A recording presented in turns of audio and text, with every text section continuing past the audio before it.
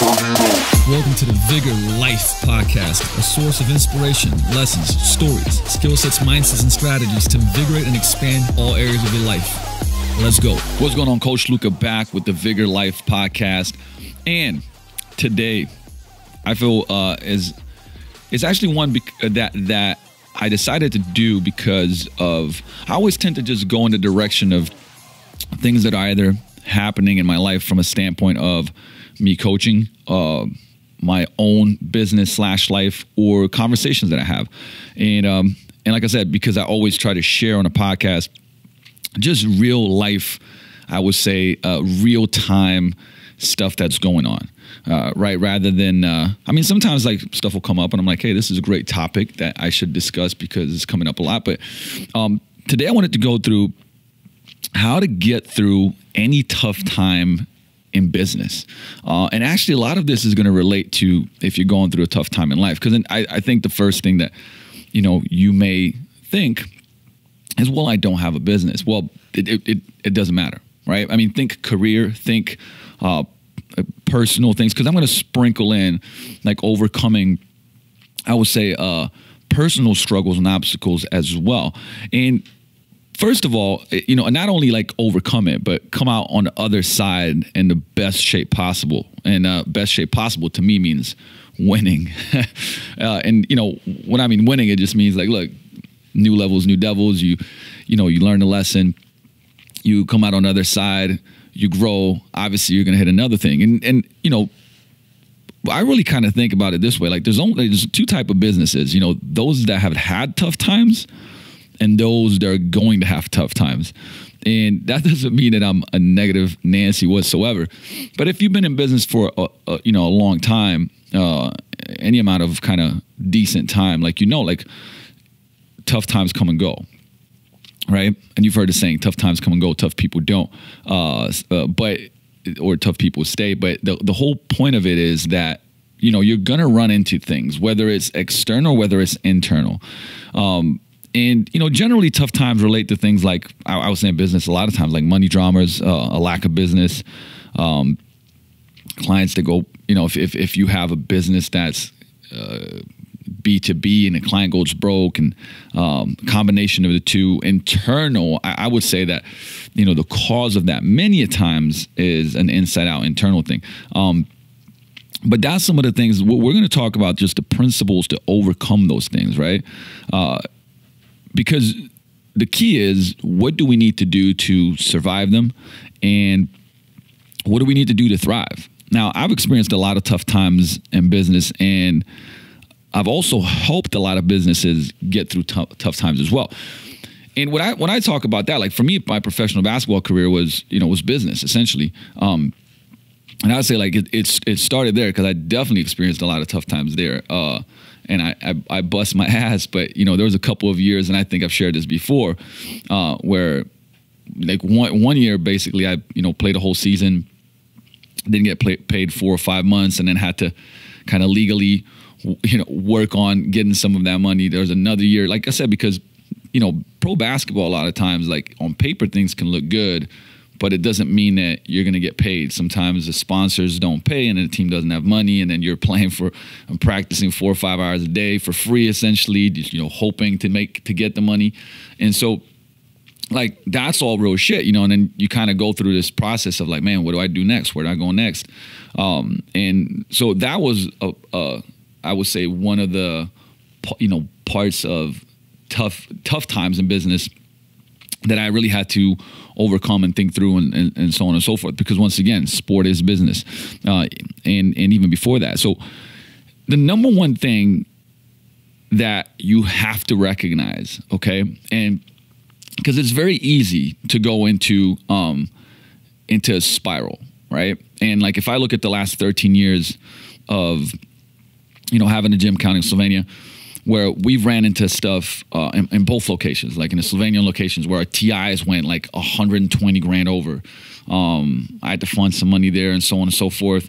In the US where for many different reasons, from, coaches taking clients, doing unethical things, losing massive amounts of, recurring revenue from switching locations, having to infuse more money than we thought, to internal shifts and, 4 or 5 coaches leaving in a two-month span. I mean, I'm sure like if for anybody that's had a business for a long period of time, you kind of, gone through this. And when you have things like that happen, it's very easy to get into a spiral. And what I mean by into a negative spiral, like shit happens and you end up having like the woe is me moment, right? Or you get down, you get angry, you get frustrated, you get sad, right? All normal emotions. And you have to be careful. Same thing in life, right? Same thing when shit happens in life. And so you have to be careful about starting to focus on the problem so much, right? So think about it. So in my scenario, coach leaves, takes up a number of clients or something like that. And then you go like, why did that happen? What did I do? How are we gonna, like, you keep following the trail of the negativity, right? And there's no solution there, right? What it tends to do a lot of times is freeze you, right? You're frozen your steps. You're kind of just like, sedated, numb. And that's the number one thing. So point number one, when it comes to turning things around, is don't make things worse by doing nothing, right? So whenever you see a problem or a disaster looming, the single most important thing to do is take action, right? And like I said, sometimes you can be like a deer in the headlights, right? Not quite believing what's going on, just frozen on the spot. So the problem is that if we don't leap into action, things will always get worse, and they'll get worse quickly because you're already seeing and feeling the trajectory of where things are going, right? So and this could be something that's related to your life too. Think about your health. Think about finances, right? Like you get into debt, and you freeze and you start ignoring it, right? You don't look at your bank accounts. You don't look at the cause of what's going on. Same thing with your health. It will only get worse. And it's kind of like that law of the slight edge. And in this case, a lot of times it goes a lot faster than the slight edge, right? If you don't change something, nothing changes. Sounds very cliche. Sounds very, I would say, like, oh, Luka, I knew that. But you have to catch yourself because at times when shit goes wrong, the tendency, like I said, you think about fight, flight, or freeze. Many people, fly away, remove themselves, ignore, or they freeze, and they don't fight. Like I said, let alone fight consciously with a focused plan. So that's number one: is don't make things worse by doing nothing. Like you gotta take action, right, to get yourself out of where you are. Number two is dealing with facts, not fiction.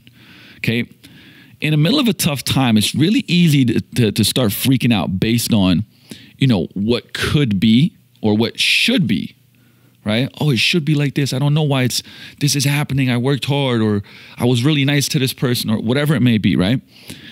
And you have to deal with what actually is, right? It's imperative to get all the information about what's going on and only deal with the facts, regardless of what's going on in your head. And I've learned this over time because it's so easy to get, once again, when you let your emotions take over, all of a sudden you become that emotional person and you're making decisions based off emotion. And that's never going to lead you into the direction you want to go. So even with conversations with people, I always state the facts first, right? And then I will say, well, this is how I feel about those facts, but here's the facts. So an example, like a friend of mine was like, man, look, I don't understand like why this is going on. It should be like this. This is what they should have offered, right? Let's just say that he was selling something, but and he didn't get the offers that he wanted. He's like, no, this is what they should have offered. And I was like, look, man, like the fact is you didn't get that offer. These were the only offers that you got, which means that the market doesn't believe that it's worth that. Yeah, but it is, in my opinion. And I was like, see, that's the problem, in your opinion. But once again, you're dealing with emotion, right? Because everybody feels like their stuff is worth more. If you guys seen that study on, they gave people, it was coffee cups, right? And a coffee cup was, I think, like $3 or something. And then when they had a person sell it to somebody else, they sold it for like $10 or $9 and wouldn't want to let it go. Just because they owned it, they felt it was worth more. It's a very interesting study, but that's what happens like in selling businesses, houses, a lot of times. I'm not saying all the time, but it's that whole, like, I put a lot, give you an example, right? You go like, I put a lot of work into this, blood, sweat, and tears. I sacrificed a lot. So I feel I deserve X, Y, Z. But if the market and the facts are not going to, support that, then you got to deal with reality. And so you got to deal with facts, not fiction. So most of the things that we worry about never actually happen. So don't let your imagination get ahead of, reality of the situation, because it's gonna be a good or a bad thing. You know what I mean? The reality is you got to come back to the truth and deal with that and base your decisions off that and make a path and a plan off that versus the stories, right? And I keep coming back to these stories, like the narrative inside of your head, that, and like I said, when it comes to personal life, man, that's, same thing. What is the narrative? Like the narrative a lot of times is like, oh, I'm not enough. I don't deserve this. Well, you got to change that narrative, right? And then you got to match the action to the new narrative. Okay. Number 3, when it comes to turning things around, is always cement your relationship with your existing clients, or customers. Like I said, I distinguish client and customer because to me, client means to be under someone's care. And for us at Vigor, that's definitely, I would say, the way that we approach things. But in a weirdly ironic way, when times are tough, many businesses actually stop servicing existing and loyal customers. And I can raise my hand and say that's happened to me before too, when I've gotten into tough times or something, I would say shocking and dramatic happen and drastic happen. And you're so thrown off by it that the people that matter most, like you don't consciously not serve them to your best ability, but because you're thrown off, you just don't show up, right? And remember that a depressed mood descends on the business, and this in turn affects customer service, right? That's why businesses in this negative space lose far more customers than they should, which of course only makes things worse, right? So once again, you affect, right? I think Martin was the one that gave me that like visual of a picture. You poop down, your culture. So imagine if the person up top, they're passing down the values, the energy, the positivity or negativity or whatever it may be. And it's like, it kind of like the poop keeps going down. So if you think if there's a bird on the top and poops on other birds, right? They poop on other birds in the like triangle. So that was always the visual that made me think about it. Like, hey, who's the person that's transferring this energy and sharing, like what type of, I would say, not only values, message, actions, behaviors are you sharing down with others, because it transcends from, like I said, leadership to management teams to, like I said, to the team, to then your clients. And so that's why it's so important to really double, triple down on your existing clients and make things the best that they've ever been when shit is going tough, which is, sometimes it may seem counterintuitive because you're trying to run around externally looking for solutions, but that's not where you're going to find them, right? So now is the time to build bulletproof relationships with each and every client you're fortunate enough to have, right? You need to be communicating with your clients, engaging with them, finding out what's going on in their world, and most importantly of all, becoming very clear on what those clients need from you, right? And something that I recently kind of took a note on that I love, that's like that, when it comes to building a successful and iconic business, and you know what, any relationship, it's about promise and performance. Think about those two P's, promise and performance. And what I mean by that is, like, we live in a world right now that, what people promise usually doesn't match, right? Because in this marketing, like, because it's like now we try to break through the white noise of marketing by promising more, or promising, I would say, a lot. And if you don't live up to the promise, that means you didn't meet expectations. When you don't meet expectations, that's not a satisfied customer. let alone a raving fan, which is what we want to shoot for, right? And once again, I speak from experience of, fucking up a lot of things to understand this, because pain helps you understand a lot better. And so there's the promise, and then there's performance. Performance just literally means like, hey, were you able to help them do the things that they wanted to do? Like results. Performance equals results, right? So promise and performance. Are you delivering what you promise, and is the performance and results what they envisioned? Of course, there's a lot of parameters there, but like that's what number 3 is, like cementing your relationship with your existing clients and making things as good as possibly, making sure that they're heard and getting them the results, but really deepening that connection.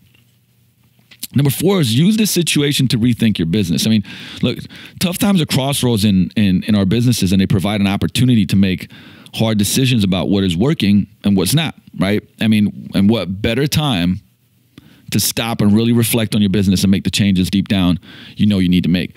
And I can tell you, like right now we're going through a phase where, changes need to be made. And once again, another really good, great book is like, especially this is more, I would say, of a book if you have been in business for at least 3 to 4 years.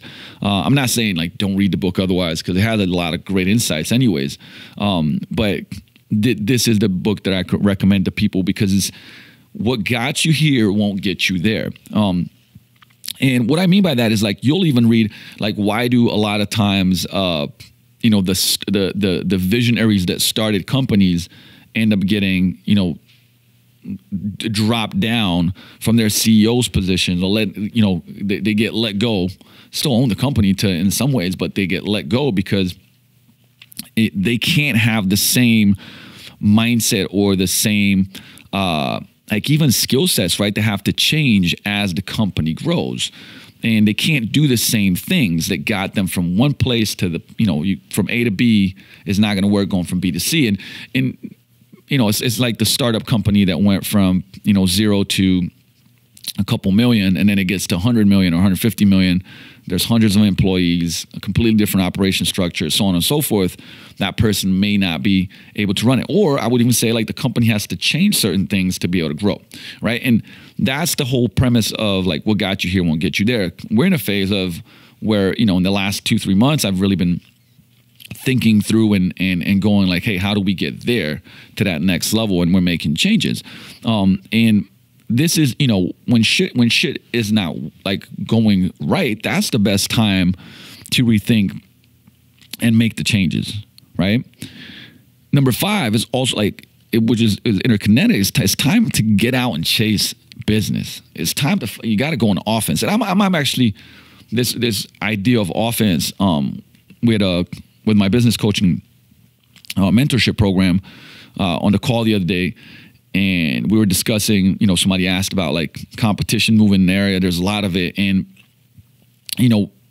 I came back to this, like, you got to play offense, right? What I mean by playing offense is that if you focus, like, you got to focus on your values, on your plan, on what you do great. Because if you start playing, to me, defense is going like, oh man, the gym down the street has a swimming pool. Fuck, what do we do about that? Or a basketball court, right? That's not what we do. But the point of it is that you start going, looking at everything that they do, and you start playing defense, right? And I don't think that's a great strat. Like, I think there's points in time when you play defense, as far as like when it comes to cash flow and operations and being smart about that, sure. But otherwise, like, as far as your plan, you go on offense. Right. And when times are hard, you got to go even more on offense. What I mean by that, chasing business, right? Just as we can stop servicing our clients during tough times, business development can also grind to a halt. And we all, know that spells disaster, right? So as hard as it may be when times are tough, you have to ramp up your business development and push through hard times, right? Winning a few, projects or getting a few big clients, or like I said, a marketing campaign and executing it so that creates growth, or just finding some new clients, and it might prove easier than you think and will go a long way, and the kicker is that it'll make you feel better because it builds confidence. And it goes back to that number one thing, like you don't want to stand still. Right? And it's the same shit in life. Like you don't want to stand still because if you get those wins, the wins give you confidence. They give you momentum. So you gotta get those wins. But you got to chase that business. You got to get after it, right? And like I'll be the first person to say like, hey, it's all about attracting business, right? But what I mean by chase business is like you got to go make shit happen, right? You can't stand like even like I said, if ever been a tough time, I'll give you the gym. I'll give you the gym business as a scenario, obviously because that's what I'm in. But we're good at like marketing, right? With whether it's social media marketing, ads, storytelling, story brand, like all those different things. Like, I've studied a ton of, and we do well with it. But when you want to grow, and just in general, like you got to go out, like shake hands, kiss babies. And what I mean by that is like what you have to be willing to go and network, do JVs, and go locally. Like we're about to launch a small business transformation challenge that I'm really excited about. That's it's gonna be like the market of small businesses in Renton and helping them, because we're gonna do a promo offer for them for their business to bring in all their employees, and we're gonna have a little challenge and whatnot, right? But like I'm gonna go out to hundreds of businesses and like literally go talk to people, right? Like you have to be willing to go out and chase. You can't, because I see people going like, man, times are tough, and I'm just here like typing away, like running these ads, and it's like, man, like have you put on a seminar? Right?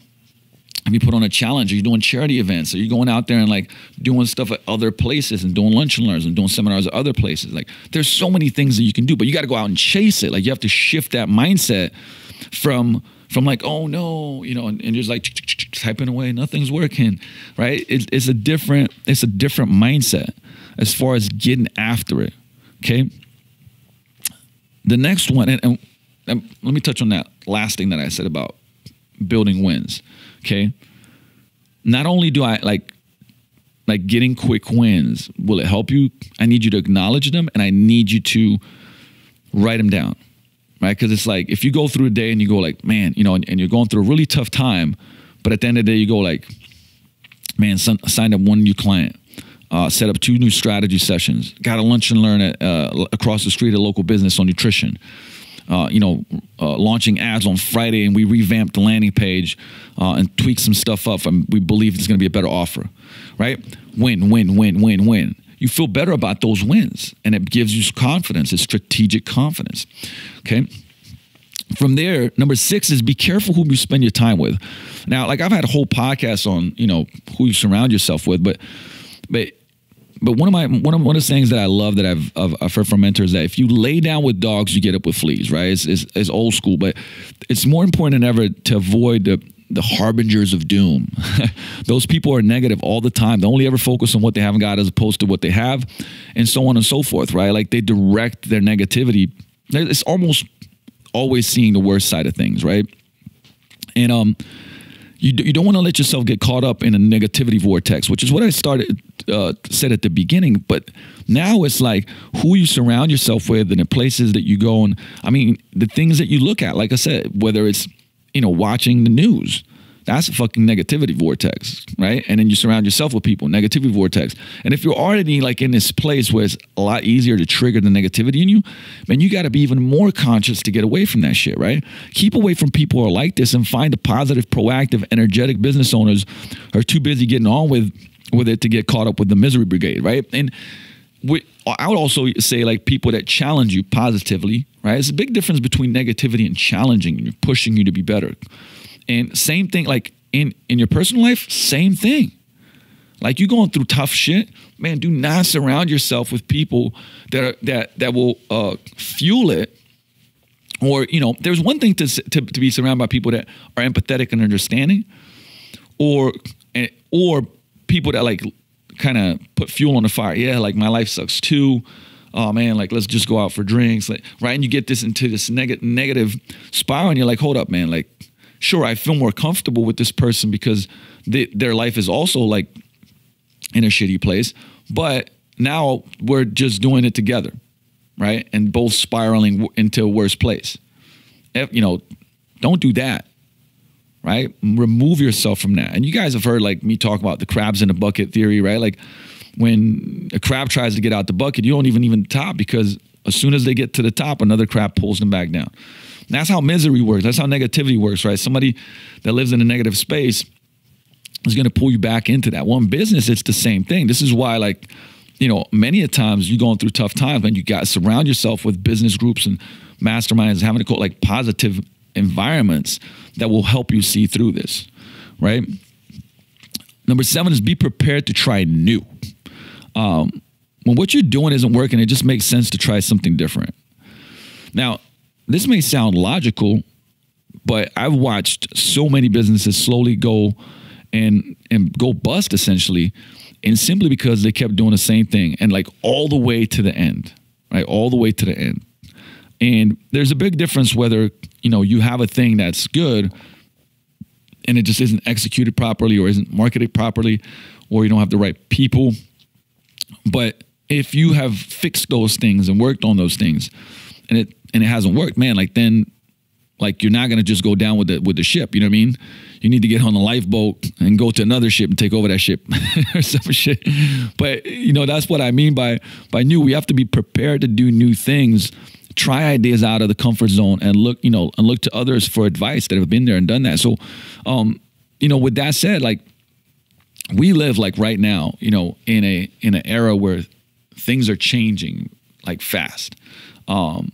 And you have to be, that doesn't mean that you should just, you know, throw shit at a wall and see if it sticks. No, not at all. Like, these are all, I would say, educated decisions, right? But you have to be creative and innovate and improve at all times. Like, where in the past you could go for 10 years, you know, it's like if you were known and you did well in business, you go for 10 years and not do, you know, make any changes, and people still do business with you because it's like, oh man, those people are great. Like, now that's not the case. Like, now it's like, if you fall asleep for 2 years and not getting better personally development, improving your skill set and your art, your competence in what you do, man, you're behind, right? And I forgot what the number was, but it's like, you know, in the last 15 years, the hundreds of Fortune 500 companies are not Fortune 500 companies anymore. Not only that, they don't even exist anymore, right? They don't even exist anymore. And they're saying that in the next decade, there's going to be more companies switching to Fortune 500 than ever, like hundreds, right? Because you could be at the top of your game, and you know, especially in maybe a technology market, you know, some new innovation comes in that just makes somebody else obsolete, right? Or I know people that had, you know, $100 million businesses, and they were all driven through Google traffic, and, you know, Google would change the algorithm and their business would go, like, be literally gone overnight, almost, right? And so when you think about that, it means that you have to be willing to do new. Now, new can mean a lot of things, you know, more than we can even cover in today's podcast, but definitely it means innovation, creativity, turning things around, switching things around, right? Thinking new ways how to put it together. So you have to be willing to be and prepared to do that. All right. And this is another place where, like, if you're like, man, I don't know even where to go with this stuff.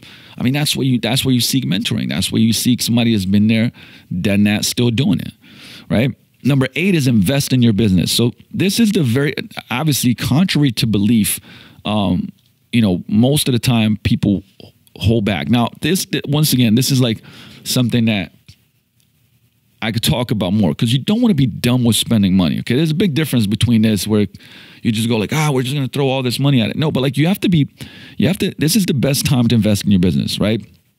It's time to give the outside, you know, if you got a building, the outside coat of paint, upgrade the website, come up with a new corporate image, you know, train your team, invest in new technology, really anything else that will make your business look more impressive and run more impressively. And when I say look more impressive, I mean from a standpoint of like marketing, or actually will, you know, bring in new clients. And like, that could be everything from redoing your marketing, right? And going with something more, you know, story brandish and more clear. And like I said, hey, if you turn around your website, instead of getting 4 leads a month, you got 10. I mean, that could be a game changer, right? And you just made one thing different. But guess what? That's going to take an investment of time, money, energy, right? I mean, I've got people that are like, man, I've never done paid ads, but we got to grow. right? We must grow. I'm like, man, do paid ads. I mean, be smart with them, but like, I mean, you're not using a tool that could get you and generate a whole number of leads. You know, there's been businesses that then they start doing that. It's like, holy shit, like I can actually get ads on demand. I mean, can get leads on demand, and turns their business around. So, you know, you have to invest, like somewhere or another. And sometimes at the beginning, it can't even be, you know, because once again, like, if you're in massive debt, do you go into even more massive debt? I don't know. That's a tough question, because it depends on the business, individual business. And like, those are some of the things that, you know, I look into and go over with different businesses. But you got to invest in your business. Number 9 is you got to invest in yourself, right? Just because I believe that it's an important time to invest in your business, it's also an important time to invest in yourself. Probably even more so, because the business will most of the time do as you do, right? Like, the business can't grow if you don't grow. Now, there's a point in time where that happens, right? There's a point in time where you become a really big company, and you know, you step down as, you know, and you're in the board of directors, and there's a COO, and a team is running stuff and stuff. Like, there's certainly a time where that can happen. But in general, like, as you're building the business, if you don't grow, the business won't grow. If you get stuck in growth, usually the business will get stuck in growth. So this means learning new skills through books, seminars, online training, mentoring, coaching. I mean, really whatever it takes. And that means you got to invest time and money. You know, a lot of times it's actually also in personal development. It's getting kind of insights on maybe like where you're going wrong, right? What the bottleneck is. Because I like to say it's hard to read the label from inside the bottle, and you're inside the bottle, right? Remember, it's your business. You're inside the bottle of that business, so you can't read the label. So it's good to have somebody come from the outside and go like, hey, look, you know, you got blinders on. Here's what I see. Here's some opportunities that you may not see. But that 9 is crucial, investing in yourself. Number 10 is find someone to mentor you through challenging times, right? If you have someone that you admire and respect, and you know has been through a similar challenge, like, why not reach out and ask for help? And, you know, be totally honest with them. Tell them the problem, exactly how bad it is, and what help you need. And they can't be expected to take on your problem, but having them to talk to and to offer advice on how they're going through their own challenges could just prove to be invaluable. And this can be now, and once again, like, look, I'm big on mentoring. I've been in mentoring and coaching for, 12, 13 years. I've had my own mentorship coaching program for over 6, and that's invaluable. But even on a level of, locally, maybe you have a client, maybe you have a friend that's a very, very good at business and has been successful, and you can ask them for help. And you'd be surprised at how many people will give you a lending hand. Now, like, you have to be careful about just expecting them to, coach you nonstop and, for free and whatnot. But like, hey, like, you can't get help if you don't ask for help. And this is key in every area of life, not just business, like personally, when you're going through shit, to be able to go and be vulnerable. And remember, like, to be vulnerable means you have courage. And I always respect and admire people that are going through tough stuff and ask for help. It was one of the hardest things for me to learn how to do. And when I did it, it was a big breakthrough in my own life, right? Like, just getting over the hump that asking for help means weakness, that I'm weak, I'm a failure if I do it. And that was the story for me for a long time. Like, I'll push through it, I'll muscle through it, I'll do it on my own, right? Like, and many times that's what we're taught, especially men are taught those things, which are not true, right? So find someone to mentor you through challenging times. Like I said, if you can make an investment, great. There's definitely people that can help you and mentor you and guide you, even without, I would say, like a massive financial investment, because they may be in your network, right? 11 is learn from experience. So, obviously this is as cliche as it gets, right? But most business owners are really good at beating themselves up for things that go wrong, but there really isn't much to be achieved from this, period. Like, beating yourself up after the fact, it doesn't do anything. It's far better to take a step back and learn from the experience, right? What would you do differently next time? What were the clues that you should have picked up on, if you could go back? Like, because the thing is, that insight will help you in spotting those clues the next time. You have to be aware of them first. What are you going to do to make absolutely certain that this never happens again, right? Like, what are those things? Once again, if you don't reflect, I had to pause there for a second, so if you don't reflect, right, it means that the next time around, it can and most likely will repeat itself, right? Like, you have to have awareness of what triggered this so that you have massive awareness of it not happening again. Like, that's very, very key. And while I'm finishing off with this, I want to give a couple of kind of bonus thoughts around this, around turning things around in your life and turning things around in your business. One is that this will kind of seem counterintuitive, right? But quit searching for answers. And what I mean by that is, like, look, there are none. Actually, let me rephrase that. There are no answers that don't come from one of three places: education, experience, and introspection. They're the source of all learning. And when I say education, I mean real education. Like, experience means working in the real world. And what I mean real education is, like, you know, you might have thought school, but hey, if I want to go learn something, I mean, if it's marketing, hey, I might do a marketing course. I might read a ton of books on marketing and then start applying that, right? Like, where do I get the knowledge from the best of the best on the thing that I want to get better at? Experience just means working in the real world. And introspection means sitting quietly and listening to yourself, right? So those are the places that you're going to get answers, okay? Because, and notice how I didn't say, and I'm not against blogs whatsoever, actually, but I didn't say blogs. A lot of the answers lie in the work. And I've shared this before, like, purpose is not found, purpose is forged. Forged means you got to work, right? You got to work on it, period. And